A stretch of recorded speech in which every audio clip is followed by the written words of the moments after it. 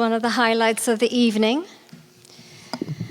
As we've seen this evening, tellers of truth are often at best ostracized, if not at great risk for living their most authentic lives. We must take the time to honor the sacrifices made by activists and intersectional advocates around the world, starting in our own backyards. This is why Muslims for Progressive Values has inaugurated the Badshah Beacon of Truth Award, named after a famous Pakistani human rights activist to recognize the activists who engage in peacemaking by challenging oppressive authorities at great personal sacrifices and by speaking against bigotry, hatred, and fear, significantly change people's perceptions of the marginalized community being attacked. As we were deciding to whom the Badshah Award should be presented to, we looked at people who have done just that, who have dedicated decades to promote social justice, to promoting equality for all people, to creating change the hard way, to one individual at a time in hearts and minds. And the person worthy of such recognition is Kevin Jennings.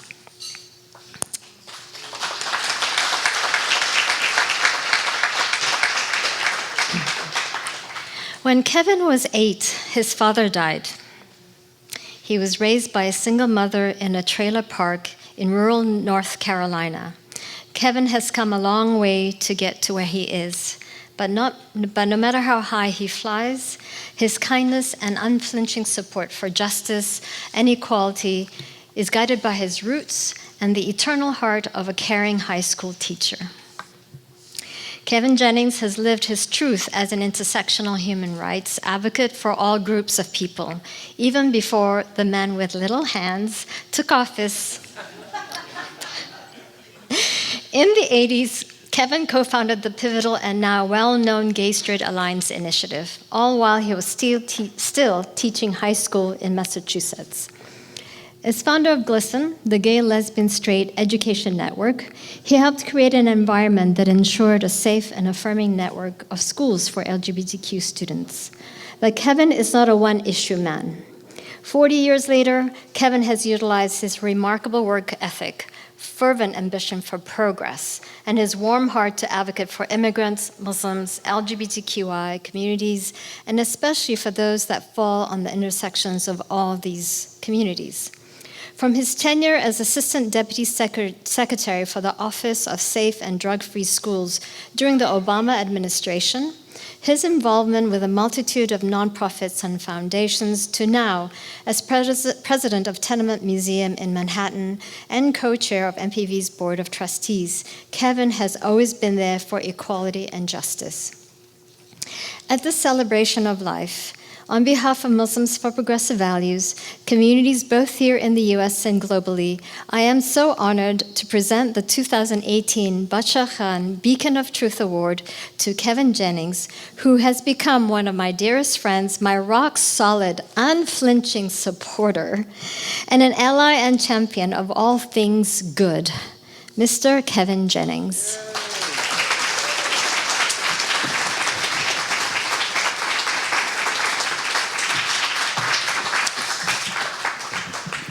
I have never felt so undeserving of an award in my life. After listening to the stories that we, here it is.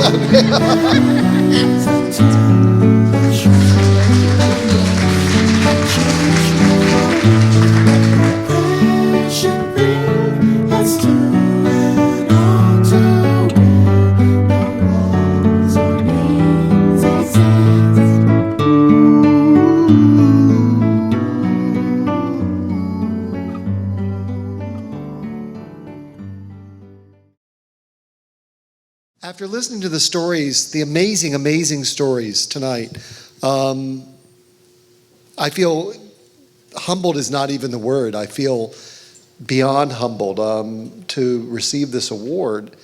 And Tamara asked me when we were hanging out before the award, she said, "So, how'd you end up with the Muslims?" I thought that's a pretty good question to ask a kid who grew up in a trailer park on an unpaved dirt road in an unincorporated town in rural North Carolina where his daddy was the local Baptist preacher who didn't meet his first Catholic until he was in junior high, his first Jew until he was in high school, or his first Muslim until he was in university, of which he was the first of 46 first cousins to ever attend. And if I'm to think of what inspired Ani and my colleagues at MPV who somehow thought that I was deserving of this award, I really think the story goes back 30 years. 30 years ago, as Ani mentioned, I was a high school teacher in Massachusetts. And a young girl came into my office one day. She was 15. She was 5'1", maybe on a good day with heels. And she was fired up and ready to go. Sound like anybody you know? And she said, I want to start a club to fight homophobia. And I was kind of startled because I mainly knew her as the hot freshman girl who had the hot senior boyfriend who was always making out outside my classroom. So I never picked her as an LGBT person. And I said, why do you care so much about this? And she said, oh, that's easy. My mother's a lesbian, and I'm tired of hearing my family get put down around this school. And I said, oh, I never thought about the possibility that I would have a student who had an LGBT parent. This is 30 years ago. And I said, well, tell me what you want to call this club that you want to start. She said, I don't know. You're gay and I'm straight. Let's call it the Gay Straight Alliance. And that's where the idea came from. And today, most high schools in America have a Gay Straight Alliance because of the courage of a 15-year-old ally in Concord, Massachusetts, 30 years ago. I'll say her name, Meredith Sterling. She's married to a man and has 2 children, lives in Boston where she works today. She's 45 now, which blows my mind. And for 30 years, I asked straight people to be allies to me. And magnificent allies like Ani Sonnenfeld appeared in my life and stood for me in the struggle for rights for LGBT people. And about a year ago, Ani asked me to put my money where my mouth was. It was time for me to be an ally to my Muslim friends. And I remembered the old saying, if you want to have an ally, you got to be an ally. And I want to specifically thank the Muslims for Progressive Values for welcoming this gay white boy from North Carolina to be part of this struggle, because it is truly an honor to stand with my Muslim friends who are fighting for the dignity of every human being. And when I think of the fight and of the people we honor tonight, so many of whom gave their lives for that idea. As I was sitting here, I was reminded of the words of Elie Wiesel when he accepted his Nobel Peace Prize. He wrote of his experience after the Holocaust, and he said, I swore never to be silent whenever and wherever human beings endure suffering and humiliation. We must always take sides when human lives are endangered, when human dignity is in jeopardy. National borders and sensitivities become irrelevant. Whenever men or women are persecuted because of their race, their religion, or their political views, that place must, at that moment, become the center of the universe. In my humble opinion, MPV is at the center of the universe. In places where people literally live under the risk of death for standing up for the belief that every human life has equal value and equal worth. For taking that fight on, MPV has placed itself at what Mr. Wiesel called the center of the universe. To be invited to be part of that work is one of the great honors of my life, as is this award. And I want to close with a special challenge to other allies in the audience tonight. We have enormous privilege. I am not the one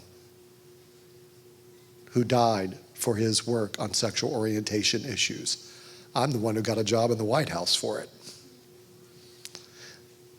Membership has its privileges. Remember that ad campaign from American Express? Well, I think membership in a privileged group carries with it its responsibilities. And that responsibility is to fight and fight and fight alongside the people who do not have privilege until the entire system of privilege has been dismantled. So,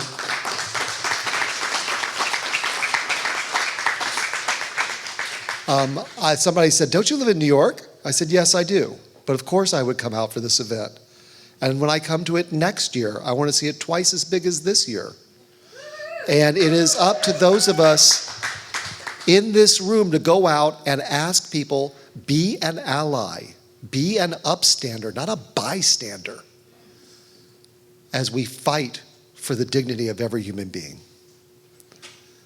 So on behalf of the people who we honored tonight, I accept this award because I feel honored to be asked to be their ally, and I promise to do my absolute best to be as good a friend to you as you have been to me.